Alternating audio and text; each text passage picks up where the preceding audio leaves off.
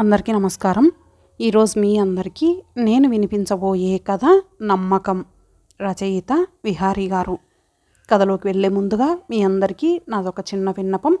ఈ కథ మీ అందరికీ నచ్చినట్లయితే తప్పకుండా లైక్ చేయండి, షేర్ చేయండి, సబ్స్క్రైబ్ చేయండి. ఇక కథలోకి వెళితే, బయట చీకటి పడింది. లోపల ఎప్పుడూ వెలుగు వెన్నెలే. ఖరీదైన సామి హాస్పిటల్. డాక్టర్ స్వామి ఎండి, జనరల్ ఫిజిషియన్. భార్య అరుంధతి, గైనకాలజిస్టు. కొడుకు మధు, జనరల్ సర్జన్. కోడలు ఇందిర, గైనకాలజిస్టు. సామి పేరు ఈ నలుగురి పేర్ల మొదటి అక్షరాలే. ఇవాళ ఇప్పుడే వచ్చి తన రూంలో కూర్చున్నాడు స్వామి. మనవడు ప్రశాంత్ పరిస్థితి కలతబెడుతోంది. మనసంతా అస్థిమితంగా ఉంది. విసుగు, చిరాకు అంతా అరుంధతి మీద ఉంది. హాస్పిటల్కి బయలుదేరబోతుంటే చిన్నపిల్లవాణ్ణి విదిలించినట్లు విదిలించింది.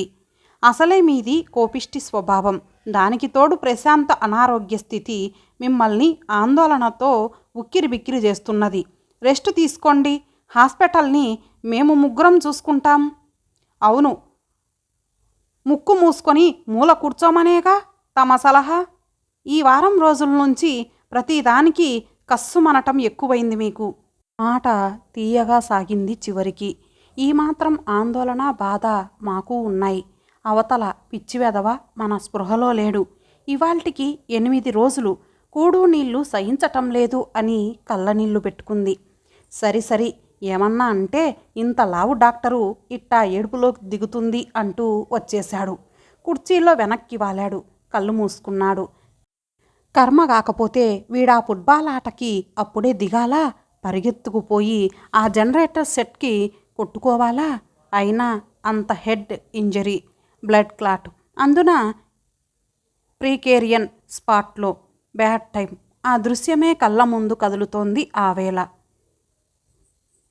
ఆకాశానికి సంధి కొట్టినట్టు ఉరుములు, మెరుపులు. అవి శాంతించగానే గాలి, వాన. ఆ క్షణాన్నే కరెంటు పోవటం. వంటావిడ సుభద్రమ్మ చెబుతున్నా వినక ఆ సమయాన అసలు ఆటలెందుకు అని అనుకొని నిట్టూర్చాడు. దీన్నే అనుభవకాలం అంటారంటుంది అరుంధతి. మధు వచ్చి కూర్చున్నాడు. అతని వెనగ్గా ఇందిర. ఎలా ఉంది పరిస్థితి అడిగాడు.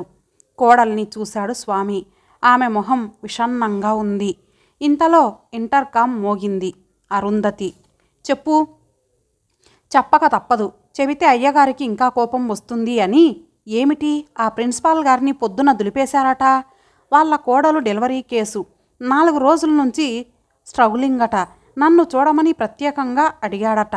దానికి మీరు రెచ్చిపోవటం ఎందుకు? ఏ డాక్టర్ ఏ పేషెంట్ని చూడాలో మాకు పాఠాలు చెబుతారా అని కరిచేశారట.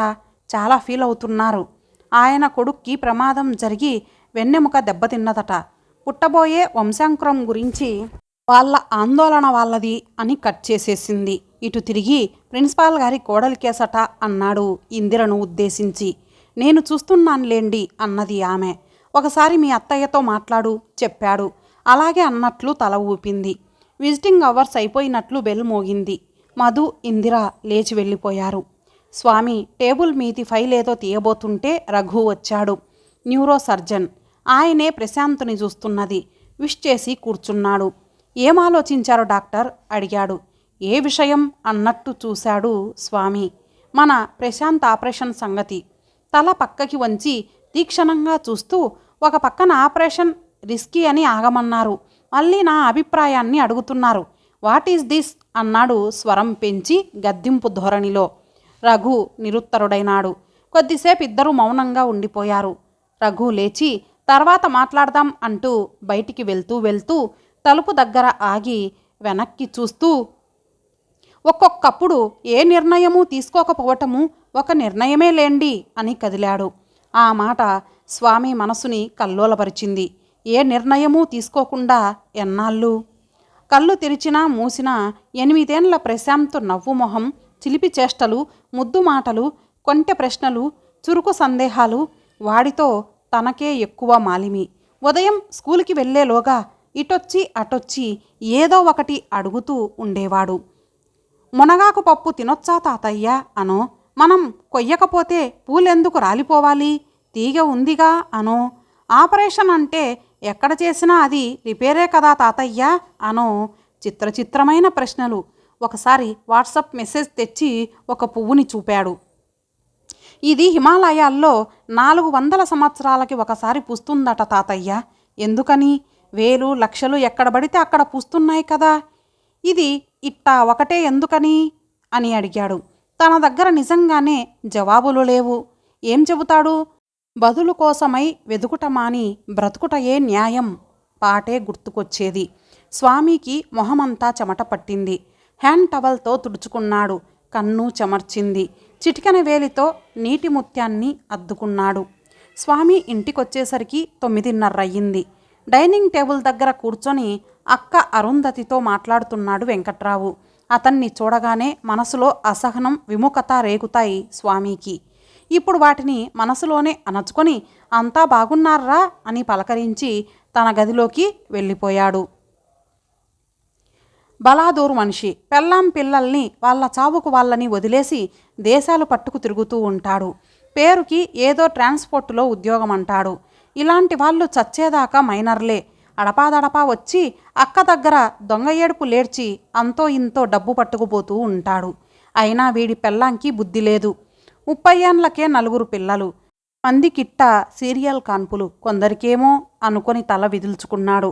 ఎంత తాపత్రయపడింది అరుంధతి మరొక్క పిల్లవాడో కావాలని. స్వామి ఆలోచనని తుంచుతూ వస్తున్నారా అని పిలిచింది భార్య. వచ్చాడు. టిఫిన్ వడ్డించింది. రజనిని మీ దగ్గరికి పంపుదామంటున్నది మీ సిస్టర్ అని మొదలెట్టాడు వెంకట్రావు. ఎందుకంటా? అక్క వైపు చూశాడు వెంకట్రావు. నువ్వు చెప్పు అన్నట్టు. దానికి అక్కడ చదువు అబ్బటం లేదట. ఈ అమ్మా నాన్నలకేం అబ్బిందంట అని గట్టిగానే అన్నాడు. ఇద్దరూ ఏమీ మాట్లాడలేదు. టిఫిన్ చకచకా ముగించి ఎప్పుడు వచ్చినా మీ అక్కకి ఏదో ఒక టెండర్ వేయటానికే వస్తావంటూ వెళ్ళిపోయాడు స్వామి. ఈ చిరచిర మామూలే కానీ నువ్వు నీ భోజనం చేయరా నిదానంగా అంటున్న అరుంధతి మాటలు స్వామికి వినబడకపోలేదు. వచ్చి పడుకున్నాడే కానీ నిద్రేం పడుతుంది. ఏదో పాత పుస్తకం చేతికి తగిలింది. భవభూతిది. చిన్నప్పుడు సంస్కృతము చదివాడు. తండ్రి ప్రోద్బలం తర్వాత అవసరాలు అవకాశాలు చాలా బతుకు గీతల్ని గీశాయి. కొద్దిసేపు తిరగేసి 1-2 శ్లోకాలు చూసి పక్కన పెట్టాడు.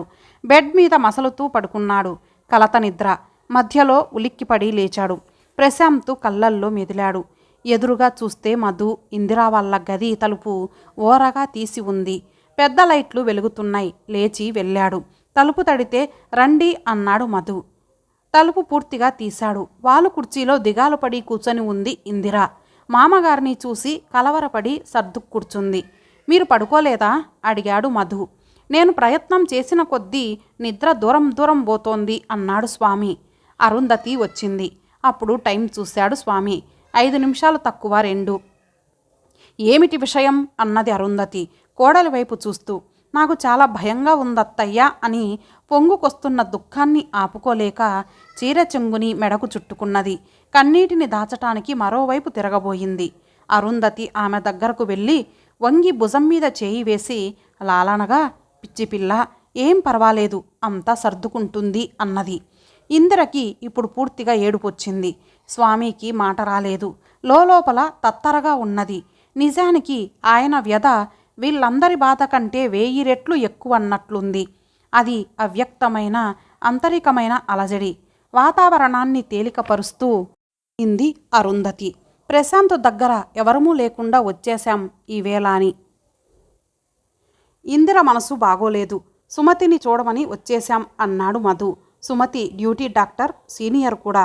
చాలా సమయం గడిచింది. మీరింక పడుకొని నిద్ర పట్టించుకోండి. మళ్ళీ తెల్లవారితే 1,00,000 పనులు అని మీరు పదండి అని భర్తని హెచ్చరిస్తూ తాను కదిలింది అరుంధతి. మర్నాడు మధ్యాహ్నం 1 గంట అయ్యింది. ప్రశాంత్ రూంలో ఉన్నాడు స్వామి. ఇందిర అక్కడే ఉంది. ఢిల్లీ నుంచి మిశ్రా ఫోన్. స్వామికి మంచి మిత్రుడు. నిన్న ఆయనకి రిపోర్టులు పంపి సలహా అడిగాడు. తొందరపడి ఓపెన్ చెయ్యకండి అని సలహా ఇచ్చాడు. నీరసంగా నిరుత్సాహంగా విన్నాడు. ఎలా మరి అని గొనుక్కుంటూ ఉంటే మిశ్రానే మళ్ళీ అన్నాడు జోక్ చేస్తున్నట్టు. ఏమో ఒక్కొక్కప్పుడు ఏ మహిమ వల్లనో మాట ప్రభావానో గుర్రం లేచి ఎగరావచ్చును అని.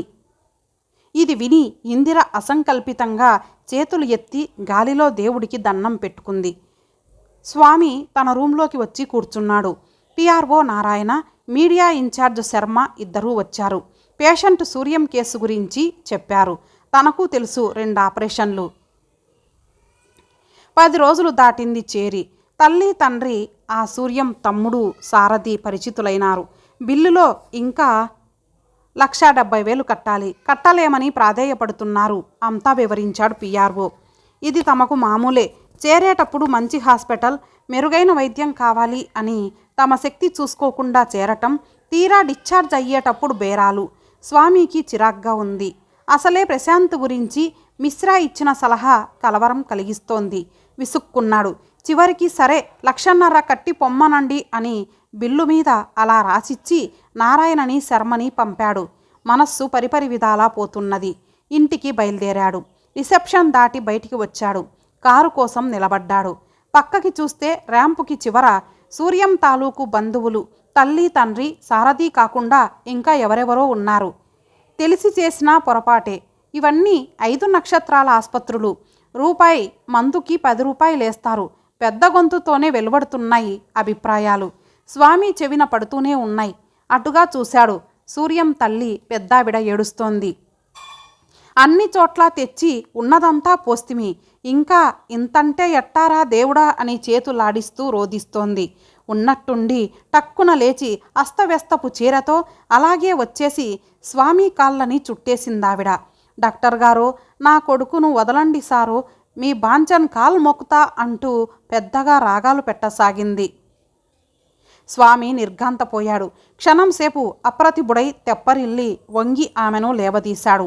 ఇంతలో ఇతరులు వచ్చి చేరారు. కారు వచ్చి ఆగింది. మిస్టర్ సారథి, ఏమిటిది? You take care of her అని గట్టిగా అరిచి కారు ఎక్కబోయాడు. ఆమె పెద్ద పెట్టున అరుస్తూ, ఓరయ్యో డాక్టరు, మమ్మల్ని పీక్కు తినకయ్యా అంటుంటే సారథి ఆమెని పక్కకు తీసి నిలిచాడు. స్వామి కారెక్కాడు. ఆయన డోర్ వేసుకునేలోగా, డాక్టర్ స్వామి, బీదా బిక్కి నిట్ట రాబందులా పీడిస్తే పిల్లాపీచు ఉంటే చస్తారు. వాళ్ళకి మా ఉసురు తగులుతాది, జాగ్రత్త. మంచి చేస్తేనే మంచిగా బతికేది అన్నది పొలికేకలా అరుస్తూ. స్వామికి ఆమె మాటలు వినపడటమే కాక ఆమె మెటికలు విరుస్తున్న చేష్ట కనిపించింది. గుండె కలుక్కుమంది. కారు కదిలింది. క్షణాలు గడవకముందే కారు మళ్ళీ వెనక్కి వచ్చేసింది. డోరు తెరచుకొని దిగి టకటకా లోపలికి వెళ్ళిపోయాడు స్వామి. ఆ పెద్దావిడ తన మాటల్ని శాపాల్ని సాగిస్తూనే ఉన్నది. ఇతరులంతా చూస్తూ ఏవో మాటలు కలుపుతున్నారు. మొహాన చెమట పట్టి ఆందోళనతో హడావిడిగా రూంలోకొచ్చిన మామగారిని ఆశ్చర్యంగా చూస్తూ తాను కంగారు పడుతూ పక్కకి తొలగి నిలబడింది కోడలు. బెడ్ దగ్గరగా వెళ్ళి ప్రశాంత్ మీదికి ఒరిగి పరీక్షించాడు. రుమాలుతో మొహం తుడుచుకొని వచ్చి సోఫాలో జారగిలబడ్డాడు. ఎందుకలా ఉన్నారు మామయ్య? ఏమైంది? ఇందిర అడుగుతోంది. స్వామిని మాటలు పెగల్చుకొనియకుండా గుండెలో గుబులు ఆపుతున్నది. ఏం లేదు అని కలవలపడ్డాడు. స్వామి మనసు తెరని ఆ పెద్దావిడ మాటలే రెపరెపలాడిస్తున్నాయి. మీద శతకోటి ప్రశ్నలతో ఉక్కిరిబిక్కిరవుతోంది. పిల్లా పీచు ఉంటే చస్తారు, వాళ్ళకి మా ఉసురు తగల్తది, జాగ్రత్త. ఆమె మాటలు నిజంగా శాపంగా మారితే స్వామిని ఒక్కసారిగా భయం నిలువెల్లా కమ్మేసింది. ఆ భయం మనసుని నిలవనీయటం లేదు. మనిషిని కుదురుగా కూర్చోనివ్వటం లేదు. సందేహము అనుమానమవుతోంది. అనుమానం అనేక పెనుభూతాలను సృష్టిస్తోంది. ఊహ కాస్త నిజం కావచ్చుననే నమ్మకాన్ని ఎగదోస్తోంది. నిజంగా ఆమె ఉసురు తగిలితే స్వామి వెన్ను జలధరించింది. తమ వంశంలో 7 తరాల నుంచి ఒక్కడే వంశాంకురంగా వస్తున్న ఆనవాయితీ. ఎదురుగా ఏమీ కనిపించటం లేదు.